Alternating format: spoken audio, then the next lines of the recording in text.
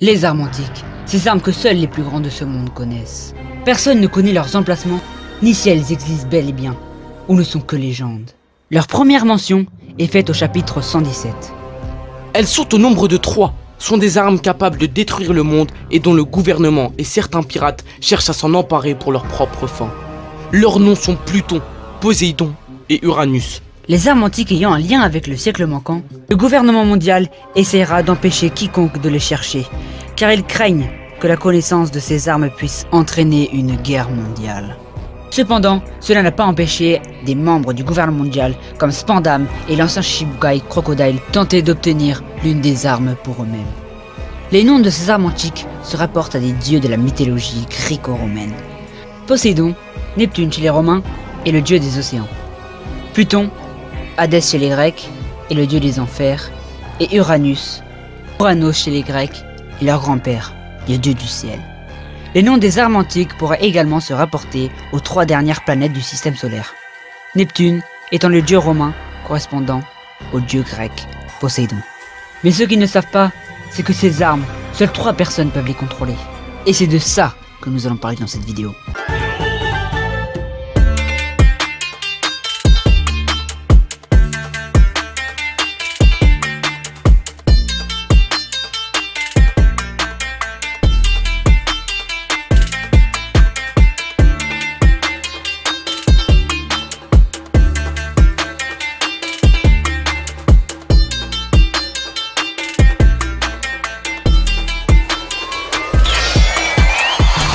Ouais l'équipage, c'est Shinji Kai, on espère que vous allez bien, en tout cas nous ça va super. Aujourd'hui on se retrouve pour une nouvelle vidéo qui va traiter des armes antiques et des personnes pouvant les contrôler. On a l'heureuse nouvelle de vous présenter notre nouveau collaborateur, OnePieceTheory.fr. OnePieceTheory.fr est un site contenant diverses théories sur One Piece. Pour pouvoir constater la qualité de ces théories, n'hésitez pas à aller sur le site, le lien est dans la description, ou aller voir notre théorie sur Shanks venant directement de OnePieceTheory.fr.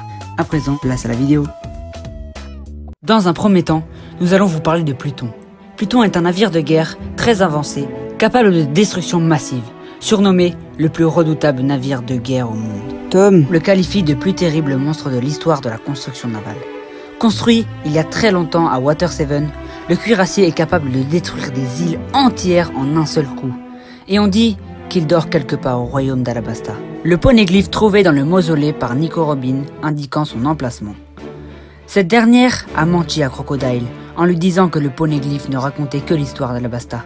Pluton a été mentionné pour la première fois par Crocodile lorsqu'il a interrogé Nefertari Cobra sur sa localisation. Les plans de ce navire de guerre ont été convoités par le CP9 durant la saga Water 7 et ont finalement été détruits par Franky qui les détenait jusqu'alors. Lorsqu'ils ont vu les plans pour la première fois, Franky, Iceberg, Pikaku et Roblucci ont semblé choqués. Franky et Iceberg se demandant comment un navire comme Pluton pouvait être construit. Au chapitre 906, on peut voir Im-sama avec une photo de Vivi entre ses mains.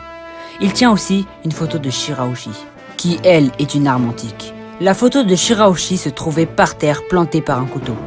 Le but de Im-sama est de faire disparaître les armes antiques, pour une raison liée au siècle oublié, car nous pensons que celui-ci connaît toute la vérité sur le siècle oublié.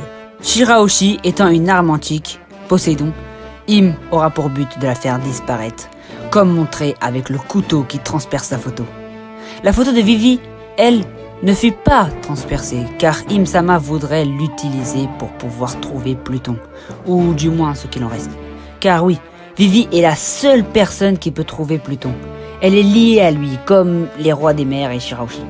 C'est la pièce manquante du puzzle. Chaque arme antique se compose de 2 entités. L'arme antique est une chose permettant de la faire fonctionner. Avec Pluton, c'est Vivi la chose pouvant la faire fonctionner. C'est donc pour ça que Im a besoin de Vivi pour pouvoir trouver Pluton. Pour ce qui est de Shirahoshi qui est l'arme antique Poséidon, cela sera plus simple pour lui de la faire disparaître car il sait déjà où elle se trouve, contrairement à Pluton. Pour ce qui est du projet de Im, nous en parlerons plus en détail dans une prochaine vidéo. Après avoir parlé de Pluton, parlons maintenant de celle dont nous avons le plus d'informations. Même pire, celle-ci, nous savons qui l'abrite en elle. Nous parlons bien sûr de Poséidon et de Shirahoshi.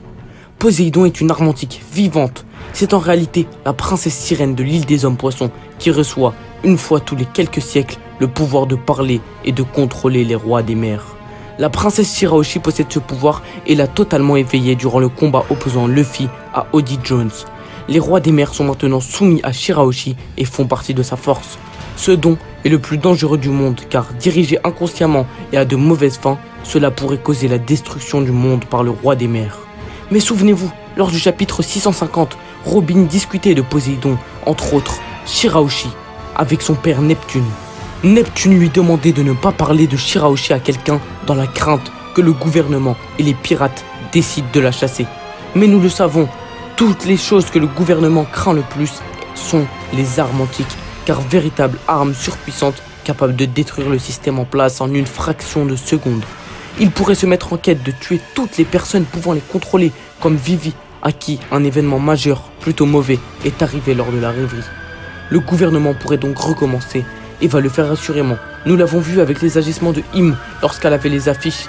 Elle avait celles de Vivi et de Shirahoshi. Elle compte sûrement les tuer et arrêter tout agissement de leur part. Maintenant, nous allons parler de Uranus, l'arme la plus mystérieuse de tout One Piece. À l'heure d'aujourd'hui, nous ne connaissons pratiquement rien de cette arme. Nous ne connaissons ni son apparence, ni son emplacement, ni ses pouvoirs. Mais nous savons qu'à l'instar des deux autres, elle est très puissante et elle est capable de détruire le monde. Ses réelles capacités restent cependant inconnues. Donc, nous allons théoriser sur celle-là. Nous savons qu'il y a 800 ans, Joy Boy était l'ennemi numéro 1 du gouvernement, mais il avait quelques alliés. 3 familles étaient alliées de Joy Boy. Cependant, à cause de leur lien avec Joy Boy, le gouvernement voulait les supprimer. Comme c'étaient les amis de Joy Boy, ils étaient les ennemis du gouvernement mondial. Pour aider ses amis à se défendre du gouvernement, Joy Boy leur donna une arme chacune. La première est Pluton, une arme contrôlée par les Néfertari, qui peut contrôler un bateau. La seconde est Poséidon, une arme contrôlée par les hommes poissons, qui consiste à contrôler les rois des mers. Et la troisième fut à la famille Kozuki. Nous pensons que celle-ci consiste à contrôler Zonecha. Pour devenir le roi des pirates, accomplir le souhait de Joy Boy et devenir l'homme le plus libre du monde, il faut réunir les 3 armes antiques au même moment et au même endroit pour les activer. Nous pensons donc que l'arme antique est Zonecha, car il est très puissant et possède un grand pouvoir de destruction. De plus, il est l'ami de Joy Boy. Il a donc vécu à son époque. Nous pensons que celui qui possède le pouvoir de contrôler cette arme antique est Momonosuke, car il est l'héritier du clan Kozuki. L'arme antique serait donc Zonecha, car la seule personne pouvant parler avec lui n'est d'autre que Momonosuke. À notre connaissance, seules 3 personnes peuvent entendre Zonecha. Les 2 premiers héritiers de Joy Boy, le roi des pirates, Gold D. Roger, et Monkey D. Luffy, et le grand Oden Kozuki, daimyo de Kuri. Non seulement il est la seule personne vivante que l'on connaisse pouvant parler à Zonecha, de plus, il est aussi l'un des 2 seuls Kozuki encore vivants, avec Iori, cette famille se plaçant dans les 3 familles possédant une arme antique, comme nous l'avons expliqué précédemment. Et voilà, c'est déjà la fin de la vidéo. N'hésitez pas à liker et à vous abonner si la vidéo vous a plu. On se retrouve pour une prochaine vidéo. Salut l'équipage!